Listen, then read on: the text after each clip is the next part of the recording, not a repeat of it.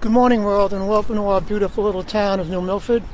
And the reason we're here now is we're giving our complete support behind Congressman Gottheimer and this new law that we hope will be enacted protecting Americans from Juneau, Alaska to Key West, all over the country. And the idea of being able to rent a weapon of choice, which ISIS is pushing as far as taking a truck and mowing people down, that truck is now a weapon. If you can imagine going to a gun shop and putting a driver's license down and a credit card and walking out with a pistol, not going to happen. Same thing with ISIS weapon of choice, trucks. I think that the congressman's bill requiring driver's license, credit card, and a background check for renters has to be one of the greatest ideas for helping Americans be safe. And that's basically all I have to say. Thank you. If this bill can be enacted to provide background checks, we feel we'll have more information on the people who are actually renting these trucks. And we can't bring our son back, but if we can provide that other families don't have to go through the grief of losing a loved one due to a senseless murder, that would be wonderful. And we thank Congressman Gottheimer for his optimism and for bringing this bill to the forefront, and we hope it passes. Thank you.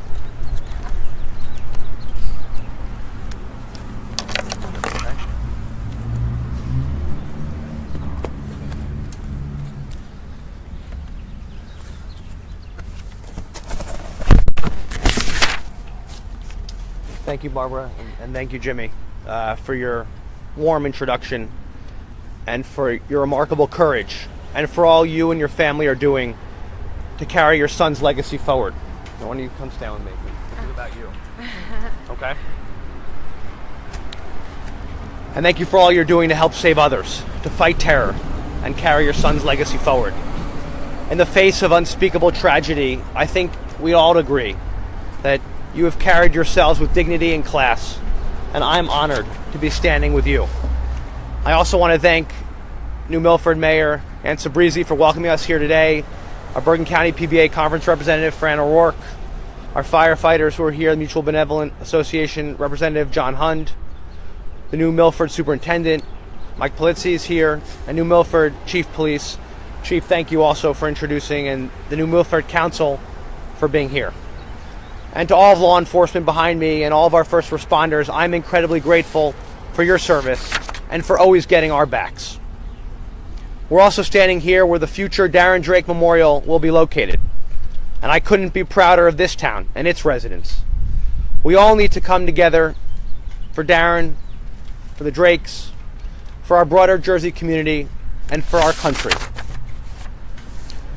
October 31st, 2017 was warm and sunny, unusually so for a day so deep in the fall. The path along the Hudson River was packed with tourists, walkers, joggers, and bikers getting ready for their nightly Halloween festivities.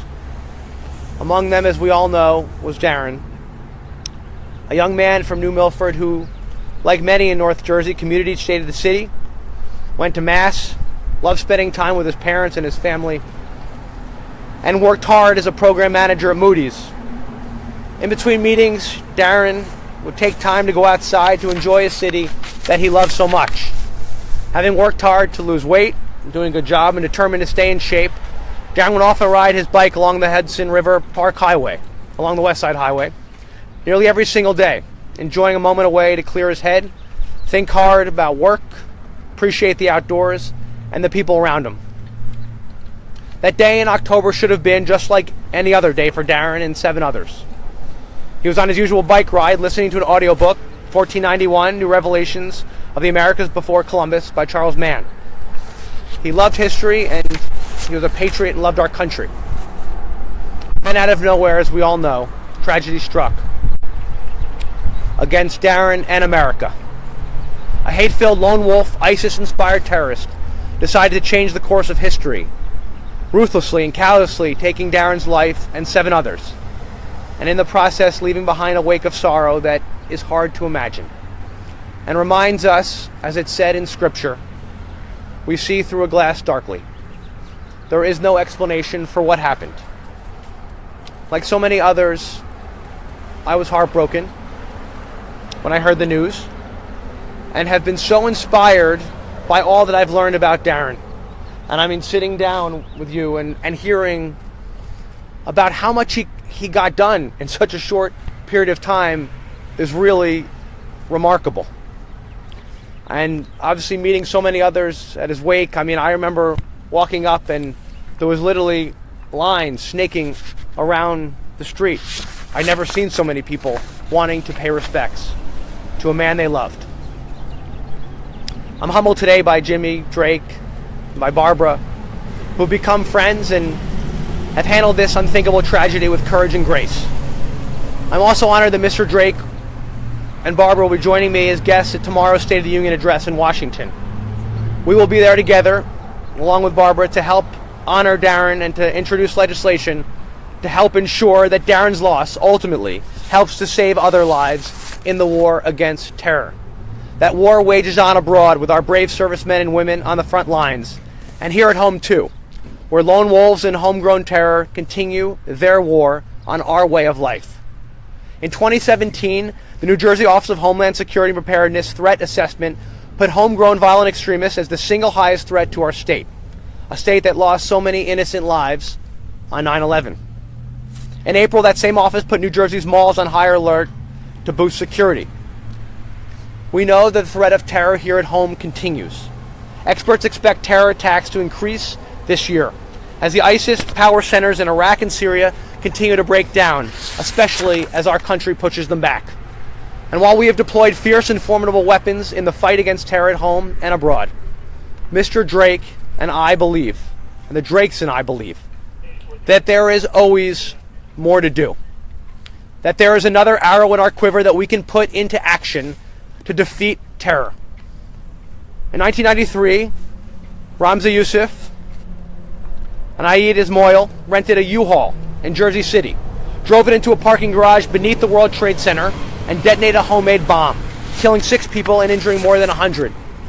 Last year in London, 3 terrorists inspired by the Islamic State rented a car and drove into pedestrians along London Bridge, killing 8 people and injuring another 50. And we, of course, cannot forget in 2016, in Nice, France, when an ISIS-inspired terrorist rented a 19-ton cargo truck and used it to drive into crowds gathered to celebrate Bastille Day, killing 86 people and injuring more than 400. These were not just random occurrences. They represent a new weapon of mass destruction deployed by terrorists in their fight against peace and democracy in our way of life. In these attacks, often lone wolves, inspired by ISIS and other terrorist organizations, have rented trucks, cars, and vans, evaded law enforcement, and used them as weapons of terror against innocent civilians. No bullets, no missiles, no planes, simply a truck and a terrorist with a clear mission to take lives. In these moments, here in the shadow of where the Twin Towers once stood just miles from here, we must ask ourselves a wrenching question. Could we have done anything to have stopped these vehicles from taking away the lives of those like Darren? Are there steps that we could take today to prevent future attacks? When Sayfullo Saipov rented a truck on the day of the attack and another just 9 days earlier to practice, there was a clear step we could have taken. We know that he had already been on the authorities' radar. So had Ramzi Youssef and Aid Ismail. They were connected to people on watch lists. We knew they could pose a threat, and they did. And yet they could easily walk in and acquire a weapon to murder our friends and family. There must be a better way. As terrorists resort to using vans, cars, pickup trucks, and other low-cost, high-impact 21st century weapons of terror, our law enforcement officials must have every single tool and authority they need to combat the growing threat. Today, I'm very proud to announce a new tool to thwart this terrorist threat: the Darren Drake Combating 21st Century Weapons of Terror Act. When enacted, the Darren Drake to flag any potential terrorist matches. If a terrorist attempts to rent a van or a pickup truck, that company will immediately alert our federal counterterrorism agencies. And just like the TSA checks passenger information against the no-fly list, helping stop a terrorist from boarding a plane, law enforcement officials will immediately know if a potential terrorist in the Tide system or FBI case files has attempted to rent a vehicle capable of a mass terrorist attack. In 2018, now, we already collect this information and have the technology needed to make this a smooth and seamless process. Just like the airlines, I am very confident that companies that rent vehicles, cars, trucks, and vans will be very supportive of this legislation in the fight against terror. The Darren Drake Combating 21st Century Weapons of Terror Act will also establish a much-needed competitive grant program at the Department of Homeland Security to help state and local governments protect exposed public and pedestrian areas, like the ones along the Henry Hudson, with security barriers. In this day and age, major cities and communities with public places that pose clear targets for terrorists need resources to prevent a potentially avoidable attack. I'm sure, of course, there'll be naysayers who believe that our law enforcement and first responders and national security operations shouldn't have all the resources they need to protect Jersey families from terrorism. I simply refuse to accept that, and I'm ready to take them on. Our first responders have already thwarted dozens of potential attacks, hundreds. Most don't make it into the newspapers, because that's how good our national security and law enforcement and firefighters are. They thwart them before they ever occur. But it's up to us, here, to continue to give them the tools they need to fight and stop the next attacks. We need to adapt based on the tools today that lone wolf terrorists and others use to prevent future tragedies and protect us all from these threats. And I'd like to pause now also to remember each of the victims of terrorism, those we lost in 9/11, and before and ever since. While our New Jersey communities and our nation lost so much, including here in New Milford, we also learned just how resilient we can be and how strong we must remain in the continued face of terror. I couldn't be more honored to have the Drakes as my guests at the State of the Union and to name the legislation in Darren's name. We all read countless stories about how honest, kind, and talented Darren was. As Jimmy told me, he was just a good kid, a good soul. Whether it was his work on the school board, at Moody's, in class, in politics, giving back, people just loved Darren, and Darren loved everyone. I just wish that I could have spent time with him. Our community and the entire state of New Jersey will always remember Darren as our own. So I again thank you for being here. I thank Jimmy and Barbara for having the bravery to stand up for your country and your community and the strength. I can't imagine how hard this is. We're with you. Thank you. We're here for you. And rest assured, Darren's death will not be in vain. Today we remember Darren as the sun shines down on us and recommit ourselves to take the next step in the war on terror. We live in the greatest country in the world, and together, with our patriotism